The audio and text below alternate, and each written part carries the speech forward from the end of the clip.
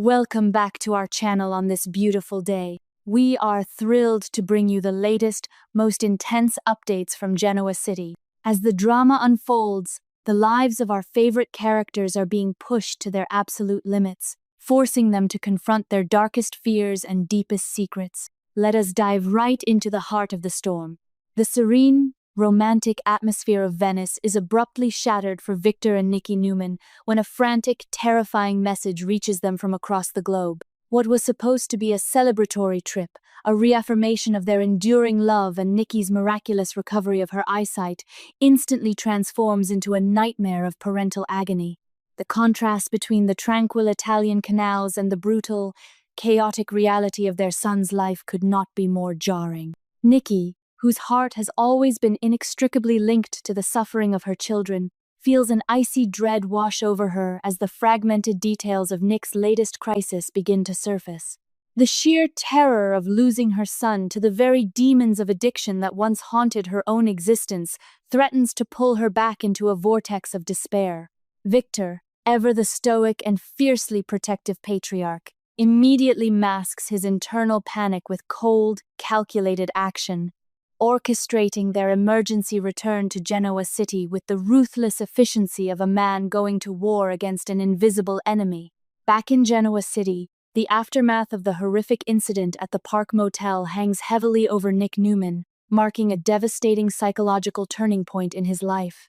The sheer trauma of witnessing Marie Kirkland suffer a critical, near-fatal overdose during their reckless drug bender has violently pierced through the thick haze of his addiction. Standing in the sterile, unforgiving corridors of the hospital, Nick is forced to confront the catastrophic collateral damage of his actions, staring into the furious, grief-stricken eyes of Marie's family. The crushing weight of guilt and moral bankruptcy paralyzes him, stripping away any remaining illusions he harbored about his ability to control his substance abuse. It is in this dark, suffocating abyss of self-loathing that Nick finally comprehends the lethal trajectory of his choices, realizing that his desperate attempts to numb his emotional wounds have only bred more tragedy and destruction. In a moment of absolute vulnerability and desperation, Nick reaches out to the one person who has always served as his moral compass and emotional anchor. The tearful, agonizing phone call to Sharon Newman is a raw confession of a broken man who has finally surrendered to his powerlessness. Through choked sobs and fragmented sentences, Nick lays bare the horrifying reality of the motel room, the overdose, and his profound fear of losing his own soul to the darkness. Sharon, listening to the shattered voice of the man she has loved and fought for over decades, absorbs his pain with a fierce, unwavering strength. She recognizes that this excruciating moment of clarity is the fragile lifeline Nick desperately needs, and she gently but firmly guides him toward the only viable path forward, convincing him that returning to the rehabilitation center is not a surrender, but a courageous fight for his survival. Taking on the immense burden of becoming Nick's shield and spokesperson, Sharon prepares to face the formidable Newman family to deliver the harrowing news. She knows that stepping into the Newman stronghold to explain Nick's catastrophic relapse will subject her to a barrage of scrutiny, judgment, and intense emotional crossfire. When she finally stands before them, the atmosphere is thick with tension and unspoken fears. Sharon meticulously recounts the events, carefully navigating the delicate balance between brutal honesty and protective empathy, ensuring that the family understands the severity of the situation without entirely losing hope. She acts as the vital conduit between Nick's isolated despair and the family's desperate need for answers, absorbing their shock and transforming it into a structured narrative of recovery. Victoria Newman, driven by a complex mixture of genuine sibling concern and her inherent need for control, immediately launches into a relentless interrogation. She fires a volley of probing, analytical questions at Sharon, demanding to know the exact circumstances of the relapse, the identity of Marie Kirkland, and the specific protocols of the rehabilitation facility Nick has chosen. Victoria's aggressive questioning is a psychological defense mechanism, an attempt to impose order on a chaotic situation that terrifies her. Sharon meets Victoria's intense scrutiny with remarkable grace and unwavering patience, refusing to be intimidated or defensive. She systematically addresses each of Victoria's concerns, firmly asserting that Nick has experienced a profound, terrifying awakening and is now unequivocally committed to his sobriety, having witnessed firsthand the deadly consequences of his addiction. Upon their hasty and anxiety-ridden return from Venice, Victor and Nikki are immediately briefed on the full, agonizing extent of Nick's crisis. For Nikki, the news is a devastating emotional blow that strikes at the very core of her own traumatic history with substance abuse.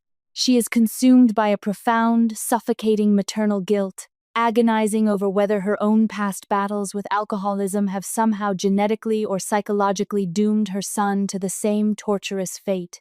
The sheer terror of envisioning Nick alone, battling the insidious whispers of addiction, brings Nikki to the brink of emotional collapse, forcing her to rely heavily on Victor's unyielding strength to keep from spiraling into her own dark abyss of despair.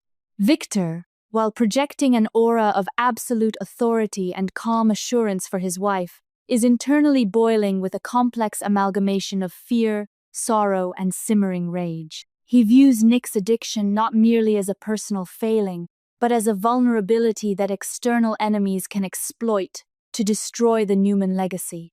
As he processes the details of the overdose and the involvement of Marie Kirkland, Victor's deeply ingrained paranoia flares to life, silently questioning if there are darker, unseen forces at play orchestrating his son's downfall.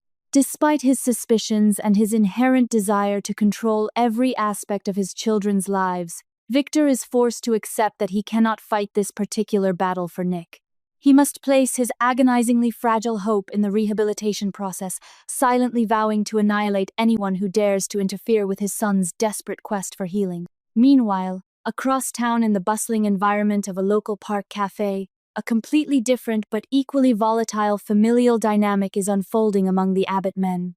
Jack and Kyle Abbott arrange a seemingly casual meeting with Billy Abbott, ostensibly to discuss his recent, highly controversial appointment to a leadership role at Chancellor Industries.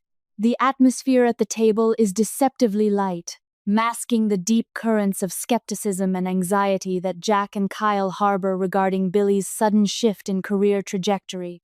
They understand Billy's historical pattern of impulsive decisions and destructive obsessions, and they are acutely aware that his sudden interest in Chancellor is likely fueled by something far more complex and dangerous than a simple desire for corporate success.